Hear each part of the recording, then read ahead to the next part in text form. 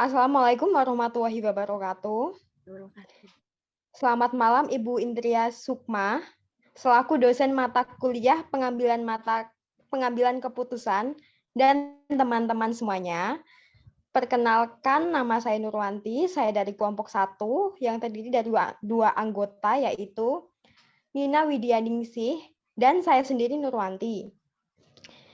Kami adalah kelompok pertama yang akan mempresentasikan jurnal keempat yang Ibu Indri share, yaitu pengaruh iklan televisi terhadap pengambilan keputusan pembelian konsumen es krim Magnum. Ya, oke, maaf sebelumnya Mbak Nurwanti, videonya bisa dibuka? Oh ya, bisa Bu. Silahkan. Sebelumnya terima kasih banyak Ibu telah memberi kesempatan untuk kelompok kami untuk mempresentasikan jurnal tersebut. Nah, jurnal ini judulnya Pengaruh Iklan Televisi terhadap Pengambilan Keputusan Pembelian Es Krim Konsumen.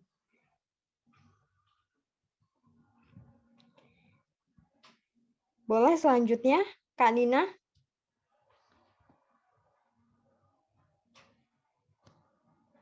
Nah, tujuan penelitian dari penelitian ini yang pertama adalah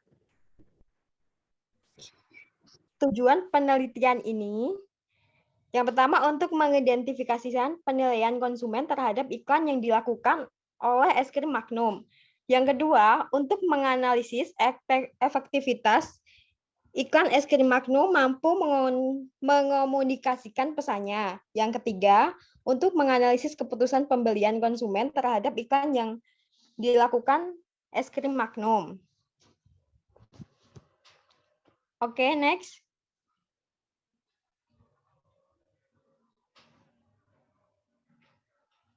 Nah, kata kuncinya itu ada 3 ya. Pertama yaitu consumer decision model, yaitu pengambilan keputusan konsumen. Yang kedua epic model.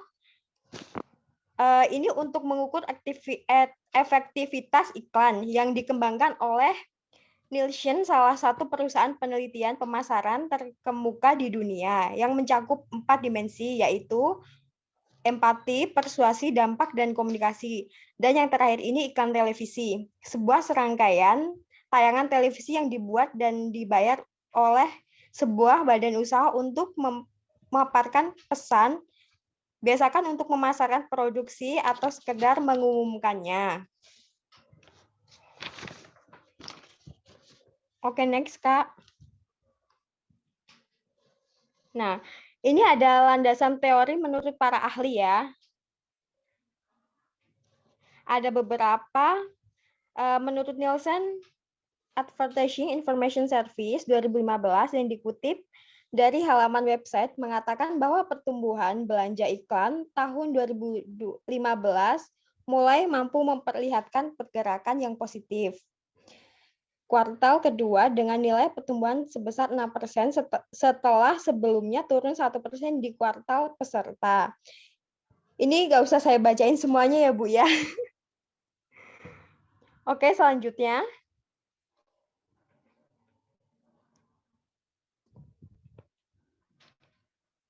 Oke, Kak Nina.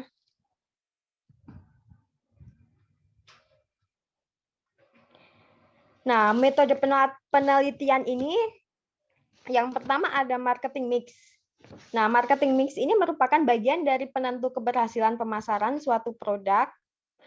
Menurut Klotter 1997, marketing mix terdiri dari produk, harga, distribusi, dan promosi. Nah, promosi ini tuh yang paling penting. Komunikasi pemasaran yang dilakukan untuk menyebarkan informasi, mempengaruhi, membujuk, atau meningkatkan pasar sasaran atas perusahaan dan juga produknya, agar masyarakat bisa lebih menerima, membeli, dan juga loyal pada produk yang ditawarkan oleh perusahaan atau instansi. Next, Kak Nina. Yang kedua ada alat analisa. Alat analisis atau consumer decision model.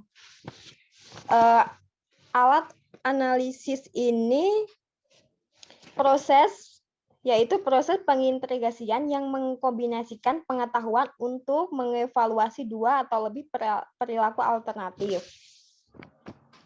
Yang ketiga, kerangka berpikir. Nah, kerangka berpikir ini marketing mix, yaitu terbagi menjadi 4, yaitu product, promotion, price, dan place. Nah, promotion ini terbagi ada 2, iklan dan iklan televisi. Selanjutnya ada penilaian iklan, efektivitas iklan televisi, epic model, perilaku konsumen, keputusan pembeli, consumer decision model. Dan yang paling terakhir yaitu hasil.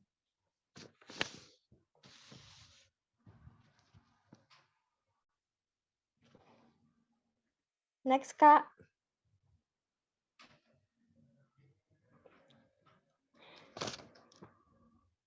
Metode penelitian, yang teknik pengambilan sampel.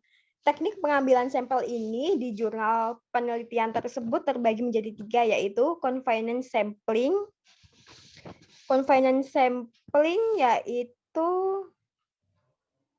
metode yang diadopsi oleh peneliti di mana mereka mengumpulkan data riset pasar dari kumpulan responden yang tersedia. Yang kedua ada kuesioner langsung atau media dokumen. Nah, kuesioner langsung ini biasa yang diisi oleh orang yang akan dimintai jawaban, yang diisi langsung oleh objek penelitian. Dan yang ketiga, non-probability. Yang dipakai, nah yang terakhir ini yang dipakai untuk memperkirakan hasil dari sebuah penelitian.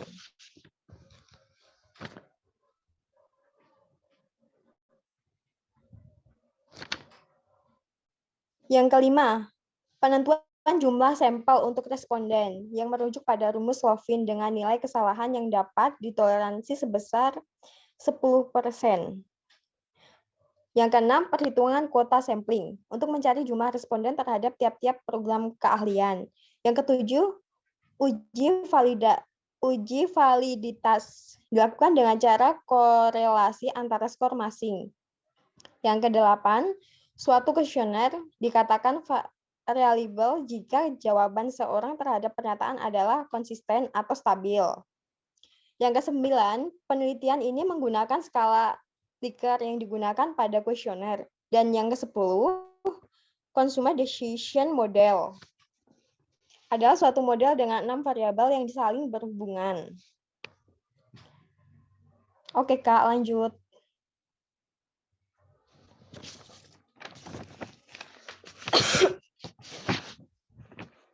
Nah, hasil pembahasan. Gambaran produk umum.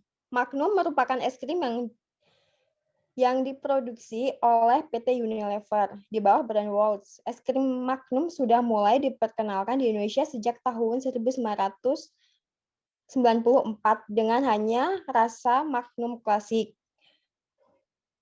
Waltz memperkenalkan es krimnya untuk segala usia, baik anak-anak, remaja, maupun dewasa. Namun di Indonesia pada tahun 1994 sampai tahun 2000-an es krim untuk anak-anak lebih diminati. Perkembangan es krim Magnum di Indonesia baru berkembang pesat setelah tahun 2010 setelah melakukan peluncuran kembali produknya. Pada saat peluncuran kembali produk es krim Magnum memiliki 3 varian, yaitu Magnum Klasik, Almond, dan Choco Truff. Segmentasi pasar yang dipilih berdasarkan usia dengan targetnya merupakan remaja yang berkembang untuk kalangan dewasa.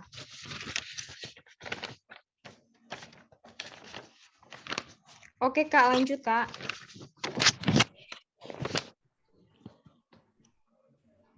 Nah, ini ada 3 varian es krim Magnum dari tahun 1994. Untuk tahun 1994 ini hanya 1 varian ya, Klasik Magnum. Seperti ini contohnya. Dan untuk tahun 2000,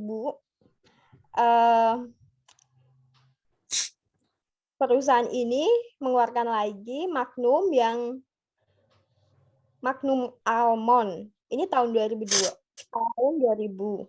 Dan selanjutnya pada tahun 2010 es krim Magnum itu memiliki 3 rasa, yaitu klasik, almond, dan coklat truff. Dan sampai sekarang masih banyak lagi sih untuk varian rasanya.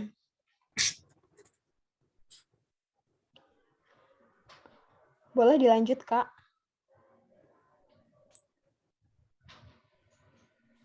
Oke, selanjutnya ada hasil pembahasan yang kedua, ada gambaran umum. Iklan televisi es krim Magnum edisi Taste the Classic. Iklan televisi es krim Magnum edisi Taste the Classic ini yang diluncurkan oleh Unilever menampilkan latar cerita seorang wanita sebagai model dengan menonjolkan suasana klasik. Model menggunakan benda-benda klasik seperti memutar musik klasik, pakaian klasik, dan menonton film klasik sambil memakan es krim Magnum. Kemudian model dalam iklan tersebut pergi berkumpul bersama teman-temannya dan menonton film klasik sambil memakan es krim Magnum. Pada akhir iklan dijelaskan bahwa Magnum klasik merupakan perpaduan antara coklat Belgia dan yang tebal dan es krim yang lembut. Iklan tersebut bermaksud untuk menyampaikan bahwa memakan es krim Magnum cocok untuk kegiatan apapun. Yang ketiga ada karakteristik responden. Hasil dari kuesioner menunjukkan bahwa usia responden paling banyak adalah responden yang berusia 20 tahun. Responden merupakan mahasiswa yang sedang aktif di masa perkuliahan. Pengeluaran responden didominasi antara 1 juta sampai dengan 1.500.000, yaitu sebanyak 51 orang, yang mana ini cukup konsumtif untuk mahasiswa. Program keahlian mahasiswa diploma paling banyak adalah program keahlian akuntansi dan komunikasi sebanyak 13 orang, karena program keahlian ini memiliki mahasiswa paling banyak dibandingkan dengan program keahlian lainnya. Yang keempat ada hasil penilaian responden 100 orang terhadap iklan es krim Magnum. Yang pertama itu tayangan iklan. Tayangan iklan ini sebanyak 40% orang mengatakan tayangan iklan cukup menarik. Kemudian tema iklan. Dengan nilai 40% orang mengatakan tema iklan itu cukup menarik, kemudian latar belakang juga 40% mengatakan latar belakang iklan cukup menarik, kemudian ada musik iklan, senilai 37% orang mengatakan musik iklan cukup menarik, dan hasil dari penelitian konsumen terhadap iklan es krim Magnum secara keseluruhan menunjukkan bahwa iklan es krim Magnum edisi Taste the Classic cukup menarik bagi konsumen dengan jumlah 38,4%. Yang kelima ada analisis efektivitas respon iklan dengan epic model. Dimensi epic model yang meliputi empati, persuasion, impact, dan communication dari iklan es krim Magnum edisi Taste the Classic. Yang pertama ada dimensi empatik, menginformasikan konsumen menyukai iklan es krim Magnum. Suatu iklan dengan pribadi mereka memiliki skor rata-rata sebesar 2,89%, yang artinya efektivitas iklan cukup efektif jika dilihat dari dimensi empati. Yang kedua ada dimensi persuasion. Dari dimensi persuasion ini dapat diberikan suatu iklan untuk meningkatkan dan menguatkan karakter suatu merek dengan skor rata-rata sebesar 2,71, yang artinya bahwa efektivitas iklan cukup efektif jika dilihat dari dimensi persuasion. Yang ketiga, dimensi impact. Dimensi impact ini berfungsi untuk mengetahui apakah dampak iklan dan pengetahuan konsumen terhadap produk yang diiklankan dengan skor rata-rata sebesar 2,52, yang artinya bahwa efektivitas iklan belum terlalu efektif jika dilihat dari dimensi impact. Yang keempat, dimensi communication. Ini berfungsi untuk mengetahui apakah dampak iklan mampu mengkomunikasikan pesan iklannya dengan baik atau tidak kepada konsumen dengan skor rata-rata sebesar 2,8, yang artinya bahwa efektivitas iklan cukup efektif jika dilihat dari dimensi communication. Dari hasil keempat dimensi ini, empathy, persuasion, impact, dan communication memiliki skor rata-rata sebesar 2,7, 2,73. Skor 2,73 berada pada rentang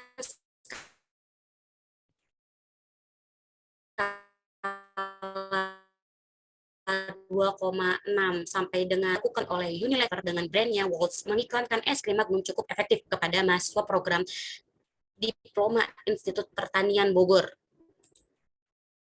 Yang keenam, ada analisis efektivitas iklan televisi dengan Consumer Decision Model atau CDM. Yang pertama, hasil analisis regresi linear pengaruh variabel pesan iklan, pengenalan merek, kepercayaan konsumen, dan sikap konsumen secara langsung. Yang pertama, pengaruh variabel pesan iklan terhadap pengenalan merek memberikan informasi bahwa koefisien pesan iklan bernilai 0,939, Variabel iklan terhadap kepercayaan konsumen memberikan informasi bahwa koefisien pesan iklan bernilai 0,820. Kemudian variabel pesan iklan terhadap sikap konsumen memberikan informasi bahwa koefisien pesan iklan senilai 0,830. Yang kedua ada hasil analisis regresi linier pengaruh pengenalan merek dan kepercayaan konsumen, sikap konsumen, dan niat beli secara langsung. Yang pertama, pengenalan merek dengan kepercayaan konsumen memberikan informasi sebesar 0,817, kemudian pengenalan merek dan sikap konsumen nilai 0,765, kepercayaan konsumen dan niat beli dengan nilai 0,837, kemudian sikap konsumen terhadap niat beli. Ada hasil analisis regresi nilai pengaruh variabel niat beli terhadap variabel pembelian nyata secara langsung. Variabel niat beli dan pembelian nyata diperoleh nilai koefisien niat beli sebesar 0,909. Yang keempat, hasil analisis regresi linier pengaruh pesan iklan, pengenalan merek, kepercayaan konsumen, dan sikap konsumen secara tidak langsung. Variabel pesan iklan dan pengenalan merek terhadap kepercayaan merek menghasilkan nilai sebesar 0,141, kemudian pesan iklan dan pengenalan merek terhadap sikap konsumen menunjukkan hasil sebesar 0,299. Kemudian ada hasil analisis regresi linier pengaruh kepercayaan konsumen dan sikap konsumen terhadap niat beli secara tidak langsung terhadap niat beli menghasilkan nilai koefisien sebesar 0,183. Kemudian ada hasil analisis pengaruh variabel antara. Yang pertama, hasil analisis regresi antara variabel pesan iklan terhadap niat beli melalui variabel kepercayaan konsumen. Nilai koefisien determinasi yang diperoleh R2 F1 sama dengan 0,411. R2 FC sama dengan 0,489. R2 CI konsumen atau konsumen terhadap menghasilkan 0,515. Nilai koefisien determinasi menunjukkan bahwa nilai R2 FI kurang dari R2 FC dan nilai R2 FI kurang daripada nilai R2 CI. Yang kedua ada hasil analisis regresi antara variabel pesan iklan terhadap niat beli melalui variabel sikap konsumen. Nilai koefisien determinasi yang diperoleh R2 F1 pesan iklan dan niat beli sama dengan 0,411. R2 itu pesan iklan dengan sikap konsumen dengan nilai 0,488. R2 A1 dengan AI sikap konsumen dengan niat beli itu nilainya 0,677. Nilai koefisien determinasi menunjukkan bahwa nilai R2 pesan iklan terhadap nilai beli kurang dari nilai R2 FA atau pesan iklan terhadap sikap konsumen, dan nilai R2 FI atau pesan iklan terhadap nilai beli daripada nilai R2 atau R2 AI atau dengan sikap konsumen terhadap niat beli. Yang ketiga, hasil analisis regresi antara variabel pesan iklan terhadap kepercayaan konsumen melalui variabel merek, pengenalan merek. Nilai koefisien determinasi yang diperoleh pesan iklan terhadap kepercayaan konsumen itu 0,489, kemudian pesan iklan terhadap pengenalan merek itu 0,625, kemudian ada pengenalan merek terhadap kepercayaan konsumen itu 0,685. Nilai koefisien determinasi menunjukkan bahwa nilai pesan iklan terhadap kepercayaan konsumen kurang dari nilai pesan iklan terhadap pengenalan merek, kurang daripada nilai pengenalan merek terhadap kepercayaan konsumen. Kemudian di keempat ada hasil analisis regresi antara variabel pesan iklan terhadap sikap konsumen melalui variabel pengenalan merek. Nilai koefisien determinasi yang diperoleh pesan iklan terhadap sikap konsumen itu 0,488, pesan iklan terhadap pengenalan merek itu 0,625, pengenalan merek terhadap sikap konsumen itu 0,584, dengan nilai koefisien determinasi menunjukkan bahwa nilai konsumen kurang dari nilai pesan iklan terhadap pengenalan merek, dan nilai pengenalan merek terhadap sikap konsumen lebih besar daripada pesan iklan terhadap pengenalan merek.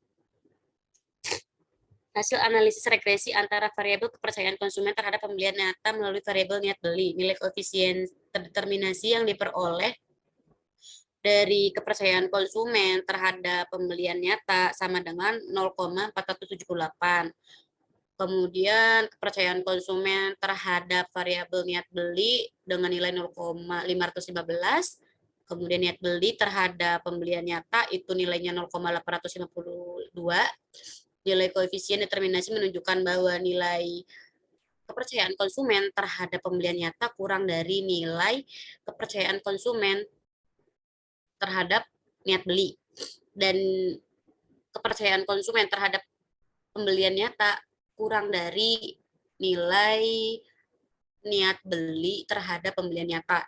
Yang terakhir ada hasil analisis regresi antara variabel sikap konsumen terhadap pembelian nyata melalui variabel niat beli. Nilai koefisien determinasi yang diperoleh sikap konsumen terhadap pembelian nyata itu nilainya 0,676. Sikap konsumen terhadap niat beli itu hasilnya 0,677. Kemudian niat beli terhadap pembelian nyata 0,852. Nilai koefisiensi determinasi menunjukkan bahwa nilai sikap konsumen terhadap pembelian nyata kurang dari nilai sikap konsumen terhadap niat beli, dan nilai sikap konsumen terhadap pembelian nyata kurang dari niat beli terhadap pembelian nyata. Kemudian ada hasil analisis consumer decision atau CDM. Hasil analisis regresi nilai menunjukkan bahwa seluruh variabel mempunyai hubungan yang signifikan dan dengan keseluruhan nilai korelasi di atas 0,5.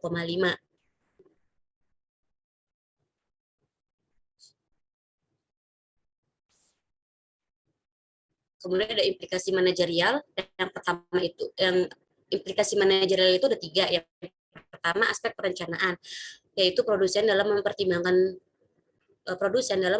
pembuatan iklan harus memperhatikan aspek-aspek seperti pesan iklan yang ingin disampaikan. Yang kedua ada aspek pelaksanaan. Produsen iklan es krim Magnum menggunakan tema iklan musik iklan dan bintang iklannya lebih dikenal masyarakat, khususnya pada mahasiswa. Aspek pengendalian. Produsen es krim Magnum harus memperhatikan sampai sejauh mana iklan ditayangkan mampu mempengaruhi pembeli nyata konsumen. Maaf semuanya, saya lagi kurang sehat. Yang terakhir, kesimpulan. Kesimpulannya ada 3. Yang pertama, berdasarkan hasil perhitungan terhadap pendapat konsumen terhadap iklan es krim Magnum edisi Taste the Classic yang meliputi tayangan iklan, tema iklan dan latar belakang iklan, musik iklan, dan bintang iklan itu cukup menarik. Yang kedua, berdasarkan hasil analisis dengan menggunakan EPIC model, empathy, persuasion, impact, dan communication menunjukkan bahwa iklan es krim Magnum edisi Taste the Classic masuk ke dalam kategori iklan yang cukup efektif. Yang terakhir, berdasarkan hasil analisis dengan menggunakan Consumer Decision Model atau CDM, diketahui bahwa pesan iklan yang ingin disampaikan oleh perusahaan es krim Magnum edisi Taste the Classic berpengaruh terhadap variabel-variabel yang diukur pada Consumer Decision Model sampai dengan variabel pembelian nyata.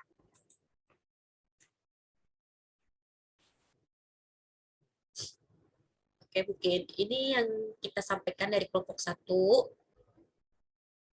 Ya, oke. Terima kasih kelompok 1. Ditanyakan? Ya, terima kasih Mbak Nina dan Mbak Nurwanti.